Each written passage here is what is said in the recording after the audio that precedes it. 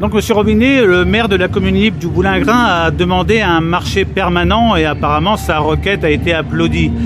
Qu'en est-il en ce qui vous concerne, vous, maire de la ville? Moi, mon choix est fait et d'ailleurs j'ai mandaté l'adjoint au commerce et le conseil municipal délégué au marché. La volonté, c'est que les Halles du Boulingrin accueillent un marché permanent d'ici la fin du mandat. Alors il reste à voir avec l'ensemble des commerçants qui semblent tout à fait d'accord, ils semblent d'accord. Et ensuite, c'est avec les bâtiments de France, puisque je souhaiterais aménager un peu les Halles du Boulingrin avec des cellules pour en faire un véritable marché permanent. Ce bâtiment ne peut accueillir qu'un marché. On le voit bien depuis maintenant quelques années, on ne peut accueillir d'autres manifestations. Ce bâtiment n'est pas fait pour. Il faut un marché permanent. Ça fonctionne dans d'autres villes. Je ne vois pas pourquoi ici ça ne fonctionnerait pas.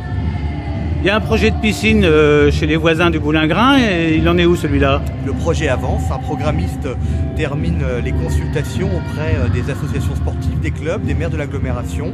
Le projet avance et d'ici la fin de l'année, les questions de foncier seront réglées avec la SNCF, propriétaire du terrain, et avec l'investisseur qui a laissé une promesse de vente. Le projet avance, on est dans les délais.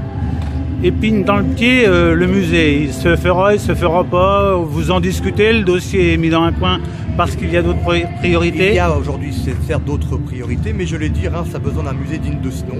Par contre, mon choix est clair et je l'avais annoncé, il ne se fera pas sur la place du Boulingrin. Si le musée se fait, et j'espère pouvoir le lancer avant la fin du mandat, il sera fait sur un autre site que le Boulingrin.